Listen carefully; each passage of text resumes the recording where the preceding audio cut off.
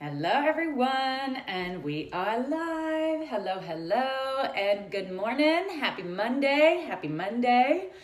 I'm so excited to touch a little bit on this topic today, really just looking at negative people, toxic people, just folks that are living in fear, and you might be around them. This might be you.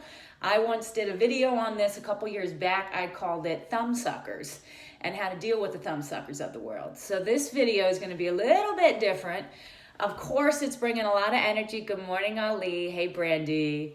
Hey, Leedy and Victoria. So good to see everyone on this fantastic Monday.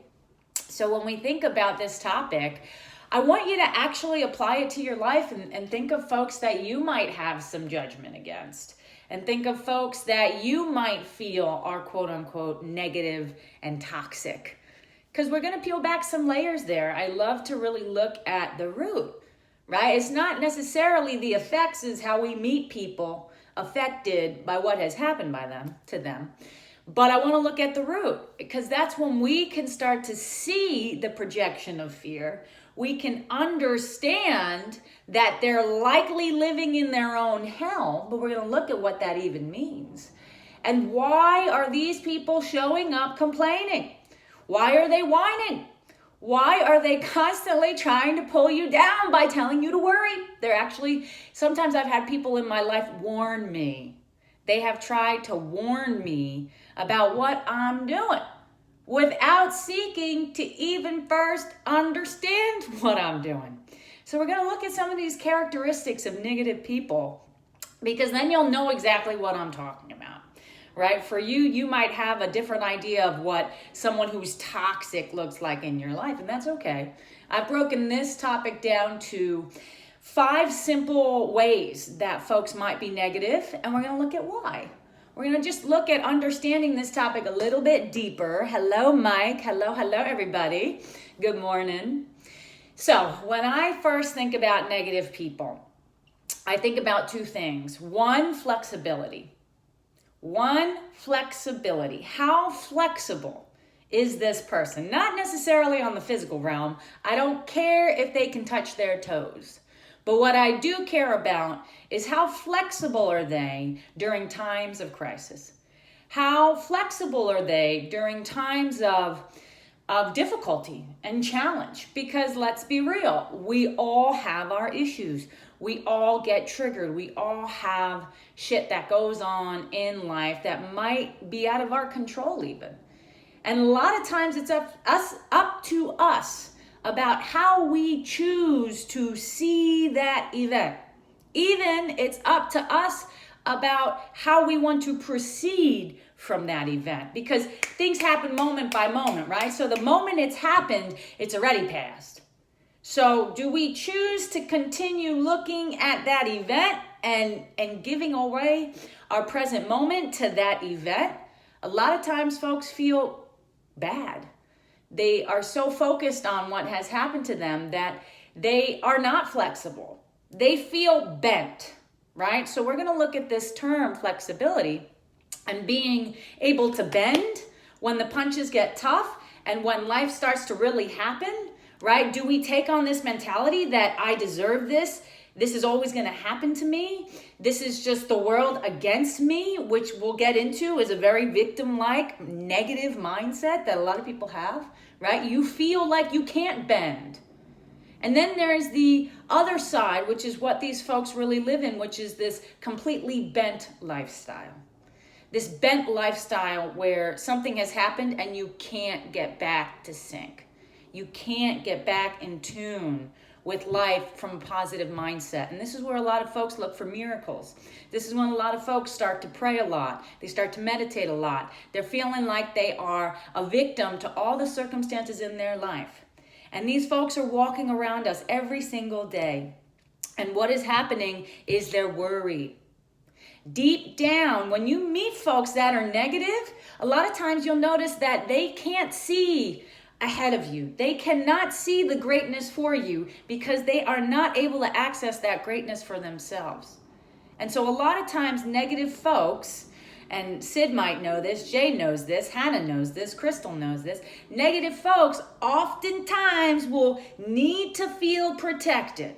They will need to feel in control. So they will try and worry for you and bring up different things that maybe you weren't even aware of could happen. They're going to bring those situations to your thoughts. So you have at least the understanding that, hey, this person that's in front of you that might be acting negative is living in a world where they only see fear. So where you might have been in a mindset where you were like, okay, I got this, I'm pumped, this is what I'm going to do. All of a sudden, you've got someone who enters your life and all they're seeing are all the issues that you might run into. Well, how are you going to get over this? How are you going to do this? How are you going to get through this? And there's really a lack of mindfulness there. So when we look at what's happening, we understand that folks that are negative, how do we deal with that? Well, guess what? We're mindful. We don't need someone to be mindful for us, right? This is where we take some of that power back, and we understand that just because someone is going to project their own fear onto us about their own, lack of trust, it doesn't mean that we have to adopt that same psychological perception, right? And then you look at what's also happening is a lot of times negative people are going to try and dictate to you what you should do. Again, because they likely think they're right. They are likely living in this sense of separation, and that is producing fear. So when you think about what's happening in that moment where someone, all of a sudden, you've got something positive going on in your life, and they're like, no, you need to worry about this, or you should do this before you get there, or you need this before you get there. All of a sudden, sometimes you feel like, whoa, does this person know something I don't know? Does this person know something about me that I don't know? And we start to believe that, guys.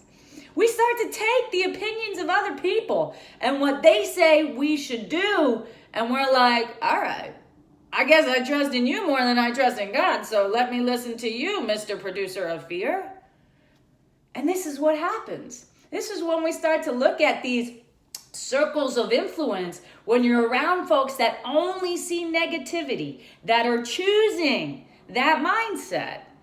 This is what starts to happen. And then we look at that next phase that's happening, is these folks are constantly running. They're constantly running from their problems.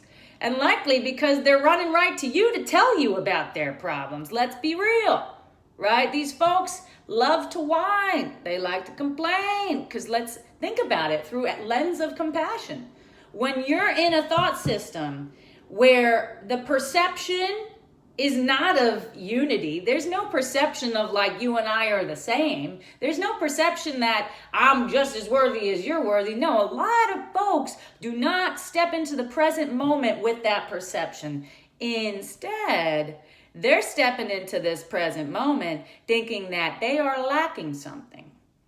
That they are lacking something. The universe is not on their side. And this is where people start to complain. I want you to recognize when you start to complain, because that is the scarcity. This is where all of a sudden we feel separated from the abundance of the universe. And again, it's just this illusion that there's this sense of separation. And because we feel so separated, think back to that first video we spoke about, where we're like children on the inside. We feel separated from our Creator. We feel separated from that thing, that presence, that power that's truly going to protect us. And we go into survival mode. And we've got a lot of people in survival mode walking around in New York City, walking around across this United States, living from a state of fear. And when they meet you, we don't see the struggle behind the eyes. We just see the mean eyes. We just see these eyes that say, you know what, you should sit there and listen to all the negative stuff I have here. Because these folks become like energy vampires. They're living at such a low vibrational state that you can't help but feel their heaviness. And when you look at it through eyes of compassion, right, you understand that this person is straight up living in psychological hell. There is a hell on earth, and it's happening inside folks' minds. And a lot of folks who become negative, they're not toxic, right? Like, there are no toxic people, Zach. There's no toxic people, Marissa. We know this. People don't come into this world toxic with that label. I'm going to be mean for the rest of my life. No, that's not happening. People have been taught how to act. People have been learning a certain thought system that is primarily based on fear. And we meet these folks all day long because that person is also a part of us. There's a part of all of us that is not yet fully enlightened. We're all on this journey. We all, again, like I said in the beginning, we all are going to be hit with struggles. But can we bend and be able to handle that and be able to work through that without whining, without complaining, without trying to bring people into our hell, without feeling like we've got to be pessimistic and see things so negatively? Like, can we bend and come back to that place of feeling centered and aligned with a higher power, so it doesn't just feel like this is going to be the rest of my life? Which is what a lot of folks that are negative, they're not signing up in the morning saying, I want to be negative. A lot of times these folks just don't see a clear way forward. They don't see a reason to be happy. And as people who might have found their happiness and be living in their happiness, we can have a tremendous amount of compassion for these people. These people are us. They're us, but they're feeling broken. And they're walking around with these wounds, showing people those wounds by being demanding, showing people these wounds by saying very, very insidious things. And then we show up and we're called to a higher perception. We're called to see these situations not through thoughts of fear and not through a lens of fear, but through a lens of love. And when you start doing that, that's when life takes on a different perspective. You want to understand how to deal with negative and toxic people. Well, that's where we do the work to look at love. How can we extend love here versus constantly extending our own fear? Our own negativity starts getting projected. The moment we think that we're separate than that toxic person, we can show up and we can be patient and we can be kind, but we still get to choose whether or not we want to be around that person. We still get to choose what meaning we give to the things that they say, right? So maybe you have been around negative people your entire life. And you're like, Cher, this is what's going on for me. Like, everyone around me is negative. And I ask you, how can you be within that negative place and continue to extend love? Because that's how we reach the highest capacity of our function. Our happiness comes from functioning at that loving level. We all want to be loved and be able to give love and receive love. And the moment we look at other people and we say, hey, because you're not aware of how amazing you are and how loving you are and how great you are, and because I see that you're acting this way, we have expectations. We're like, you should be acting a different way. Meanwhile, that person is just showing us what's going on in their life. And that's why I love the book. Tell me if you guys have heard of this book, The 4 Agreements. It has one agreement that says, do not take anything personally. Do not take anything personally. Always do your best. When you understand that folks that are living in fear, that have a constant need to be right, they have a constant feeling of lack, we can be there and we can do 2 things. We can extend the same level of fear, or we can extend love. And that's what I'm going to ask us to do today and think about. The folks that have hurt you, the folks that have really upset you, the folks that you feel aren't deserving of your love because they're too negative, they're too bad, they're too weird, they're too strange, they're too much of a this, and that, right? Like, All of that stuff, all of those thoughts are still stemming from fear, guys. And we're the ones walking around with them. So what I want us to do is just start to take more accountability for the choices we make. Everyone chooses what thought system they want to take. And a lot of folks that are negative are simply choosing a thought system based on fear. They're choosing that. And a lot of times it's not because they want to. It's because they have this hidden awareness for how great they are. This hidden awareness of how connected they are to things, of how great they are. And what we can do as people who are loving and kind and showing up and forgiving people is we can allow that person to gain awareness. We can be the example, allowing them to become aware of those hidden parts of themselves. Because miracles are always present. Like, hello, Joyce, hello, Johnny. Miracles are always present. And when we're sitting around a negative person saying, you know what, this person's never going to change, this person is like this forever, we are holding people hostage to their past. That is not enlightenment. When I think about my biggest lesson that I've learned is that enlightenment is so not a learning of love. It's not a learning. It's an unlearning. Because the miracles are always there. People are walking around and they're walking miracles. These negative people are walking miracles. But now we have assigned them to this label as toxic. And so now we behave differently. And when we take it back and we peel back those layers, if miracles are always taking place, and we are showing up in the present moment, but still thinking thoughts of the past, remembering what this person did in the past, we are not being enlightened in that moment. We are, again, projecting that same level of fear that this person is projecting out to the world. We're part of the problem there. So when I look at folks that are not feeling good and they're not living in a place of love and they're feeling scared and they're being mean and they're being hostile and they're angry at you and they're saying things, like, we can help them unlearn a thought system that's so based on fear. Because that's the journey. Unlearning how to think from fear.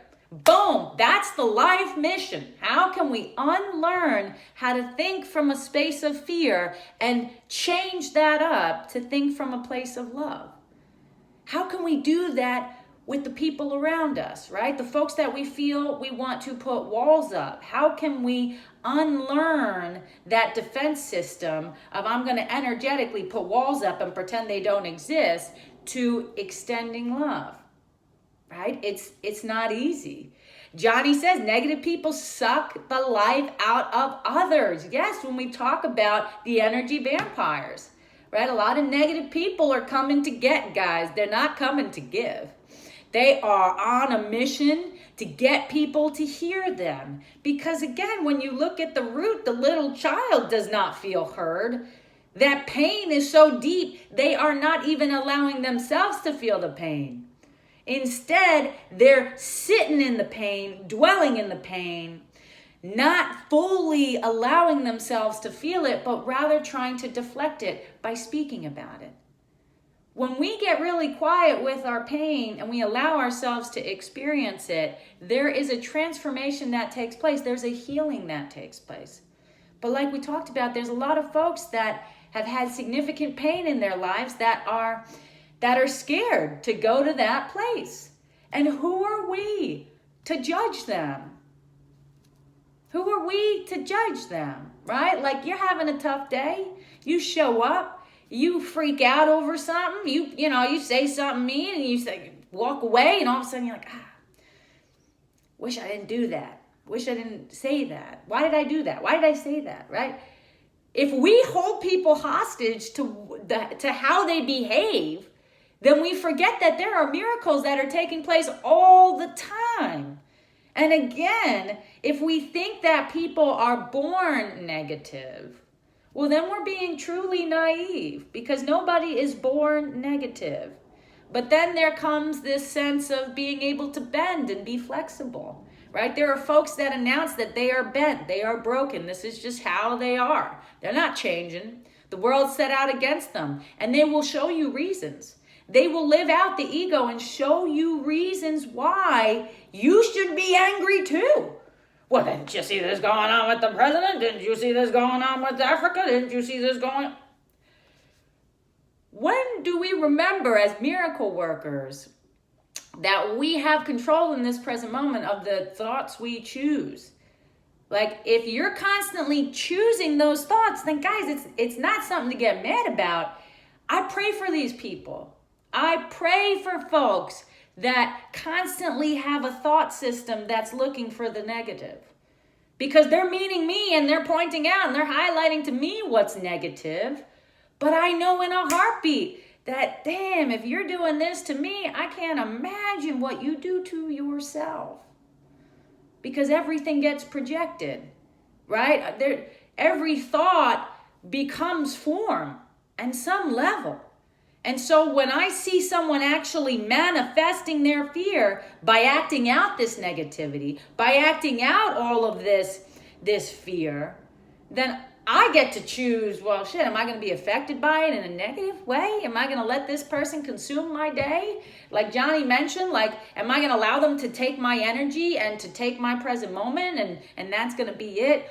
Or am I going to see through a lens of love and come with them with compassion? I don't have to take their life and let it dictate mine. I don't have to take their beliefs and make them mine. This is where we are called for by a higher power to rise up.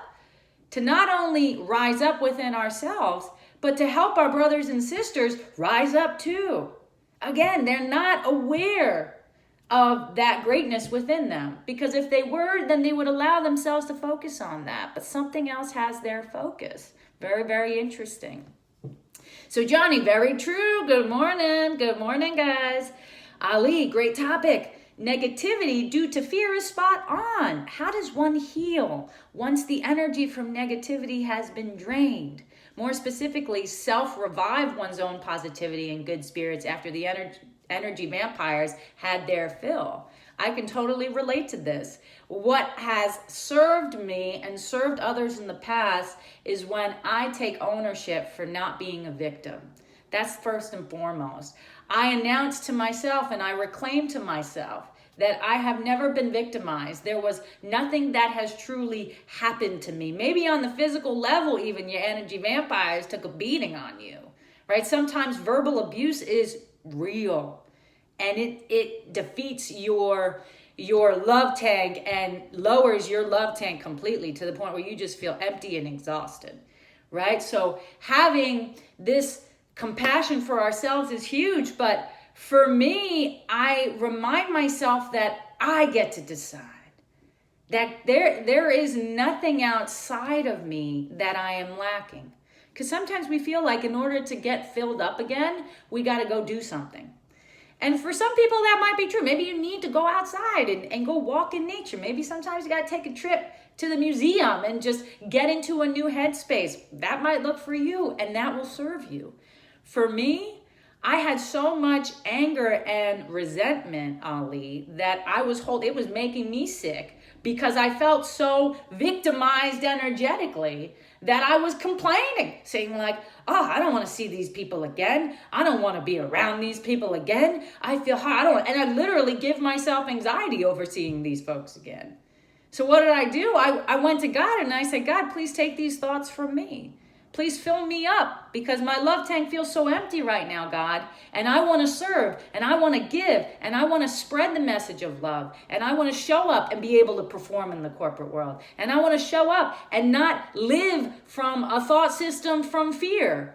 Because here I am thinking that I've got to make this work now, thinking that I've got to make myself better. And in these moments of meditation, I'm reminded to allow myself to be.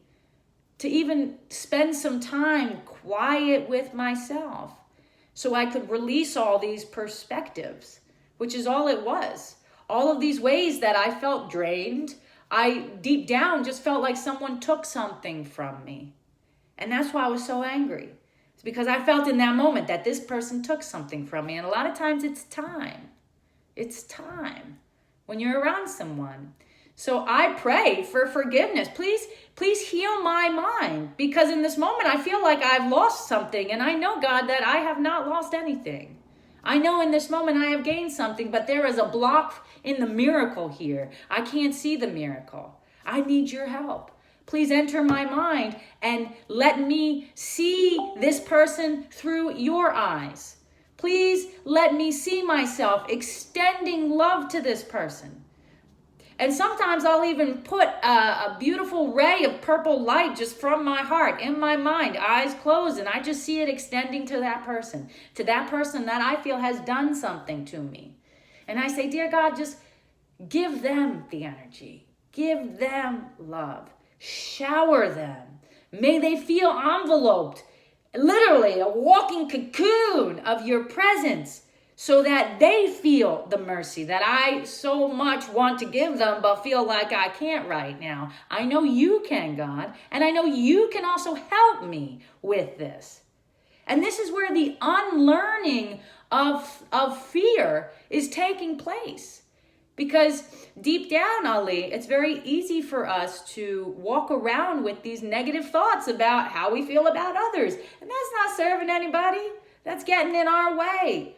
So for me, I'm able to transmute a lot of those feelings by taking them to this place and giving them up, surrendering them, and saying, you know what? I'm going to see this person and train my mind, because that's all it is fitness for the mind, right? Like when we go to the gym, Ali, and we work out our muscles all day long to be ready when we need to show our strength, right? Like a lot of times we're doing bicep curls. We're not lifting anything really heavy, though, in the physical world. Like we're just literally training our bodies to be ready for it. I think the same is of meditation. We go into meditation to train ourselves for these exact things that go on. For the fact that we have to train ourselves to think so lovingly. And because we know naturally we're not really doing that. Naturally, that's not what we're really being taught. But we have to take that ownership. So for me, that's what helps me. And especially if I'm feeling drained, I used to go and buy things to fill me up. I would buy things because it just felt so good. Just, spending thousands of dollars here and buying a new sweater over here. But those moments of satisfaction were so fleeting because I was trying to fill up my cup with external things versus just open my eyes inward and see how much abundance was there. Like, for me, when you get scared and when you feel like you've got folks against you, or you feel like, oh, damn, how can this person disrespect me so hard? Like, is this real life? Is this real life, God? Like, what's going on? I laugh because I know it's all in my mind. It's all in my mind. And even when people say, you are this, and you're negative, and you're mean, and you're this, and they call you names, like when you see folks that are growing up and they're bullies, right? Again, it's their own projection. So what are we called to do? We're called to see through a different lens of love. When we feel triggered, it's meant to show us where we have to go and heal and bring love there, because darkness is simply the absence of light. So Ali, when we're thinking about, this feeling of being drained and rather exhausted spiritually, mentally, emotionally, like you're just freaking exhausted from being around these people, immediately I'm told within myself, Sheri, this is exactly why you're here in this person's life. This is exactly why you're here in this person's life, having this experience, because this is where you get to go to work. This is where you come back to God. For me, it was, sometimes it's got to get so bad, Ali, where you just feel so drained and you're like, I don't know what else to do. Then we go back to God. And what I've adopted in my life years ago, and what I continue to do, is I I'll always go to God. Not as my last conversation, not when I'm feeling like I'm having the breakdown and can't handle shit and like it's getting real bad, which is what a lot of people do. They wait till they're at rock bottom. They wait till they're having all these catastrophic things go on. And for me, what I've learned is, Sheri, you don't have to suffer that long. No.